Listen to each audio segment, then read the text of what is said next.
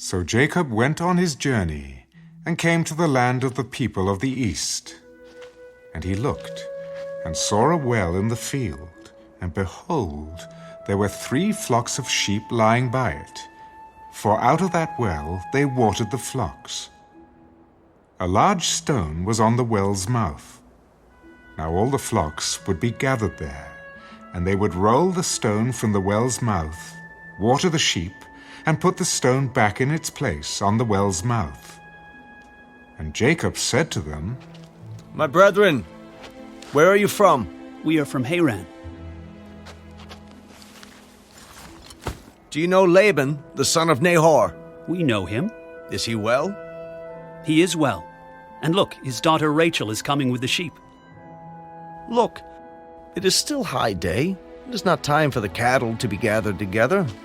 Water the sheep and go and feed them. We cannot until all the flocks are gathered together, and they have rolled the stone from the well's mouth. Then we water the sheep.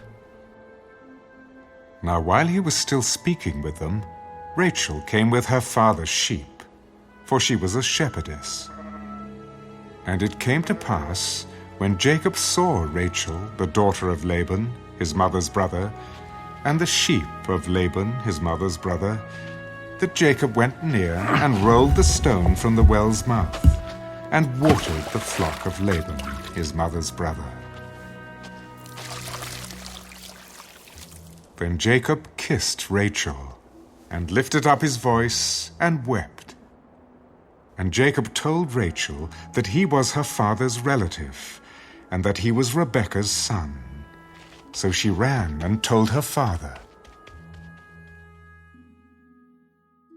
Then it came to pass, when Laban heard the report about Jacob, his sister's son, that he ran to meet him, and embraced him and kissed him, and brought him to his house. So he told Laban all these things. And Laban said to him, Surely you are my bone and my flesh. And he stayed with him for a month. Then Laban said to Jacob, Because you are my relative, should you therefore serve me for nothing? Tell me, what should your wages be? Now Laban had 2 daughters. The name of the elder was Leah, and the name of the younger was Rachel. Leah's eyes were delicate, but Rachel was beautiful of form and appearance. Now Jacob loved Rachel, so he said, I will serve you 7 years for Rachel, your younger daughter. It is better that I give her to you than that I should give her to another man. Stay with me.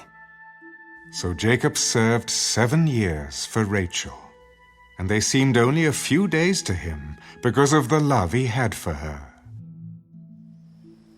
Then Jacob said to Laban, Give me my wife, for my days are fulfilled, that I may go into her. And Laban gathered together all the men of the place and made a feast. Now it came to pass in the evening that he took Leah his daughter and brought her to Jacob, and he went into her. And Laban gave his maid Zilpah to his daughter Leah as a maid. So it came to pass in the morning that, behold, it was Leah. And he said to Laban, What is this you have done to me?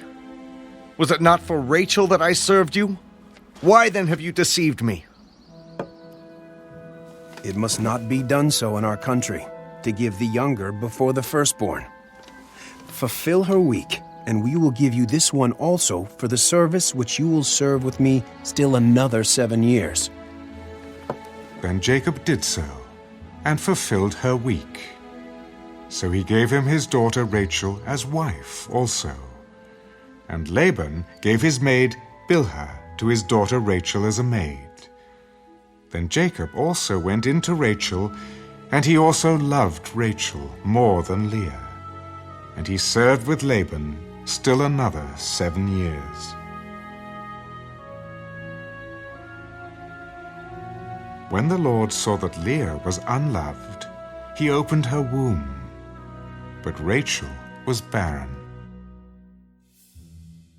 So Leah conceived and bore a son, and she called his name Reuben, for she said, The Lord has surely looked on my affliction.